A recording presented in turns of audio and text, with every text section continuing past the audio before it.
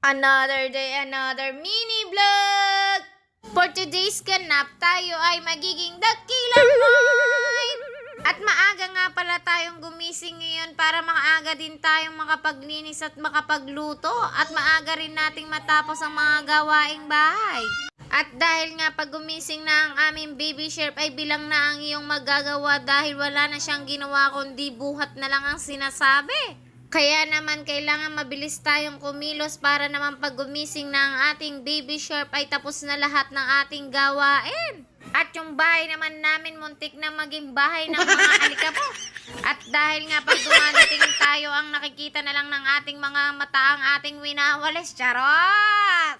At yung trabaho nga ng aming ate na laging linisin yung lamesa ay hindi niya na nagagawa dahil puro cellphone na lang ang kanyang ginagawa. Abay, napakasipag na bata, Dahil sa tuwing inuutosan mo siya, wala kang maririnig kung hindi wait. Kung hindi naman siya wait, ay puro nagawa niya na. At pag may inutos kang pinapahanap sa kanya, ay di niya rin makita. Kaya naman kung gusto mo magtagal pa ang buhay mo dito sa mundong ibabaw, ikaw na lang ang gumawa sa mga pinag-uutos mo sa kanya. Kesa naman ma-high blood ka pa. Kaya naman balik na tayo dito sa aking mga ginagawa. Hinuhugasan ko nga pala ang aming lagayan ng mga tubigan dahil hindi kasya nga ang picture dito sa aming rep.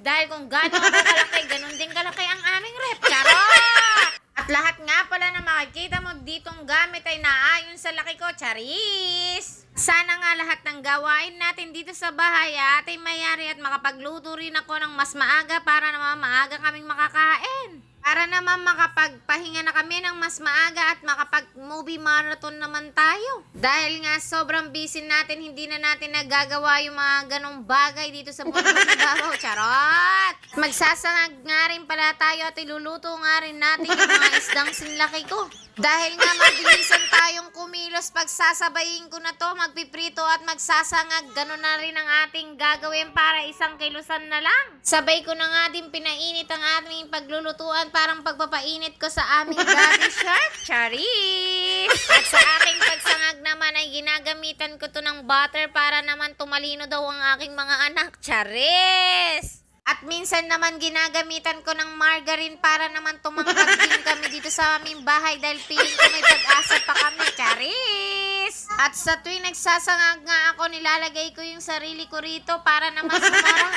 Ay, para pala may kulay. Para naman hindi na asin ang aking ginagamit sa aking pagluluto.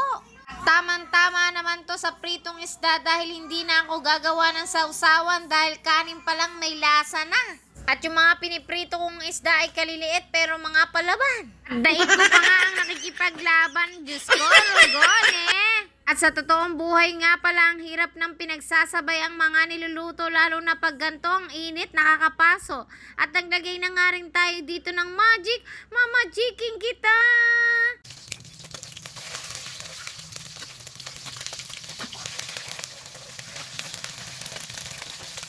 At nung nakaluto na nga ako, pinabantayan ko na sa alaga ni Aremis na pusa ang aming ulam. Baka kasi makain ng totoong pusa. Charis! Kaya naman, gigisingin ko na sila para naman kami ay kumain na. Baka maunahan pa kami ng alaga ni Aremis na pusa. Meow! Meow! Meow! Bye-bye! Thank you for watching!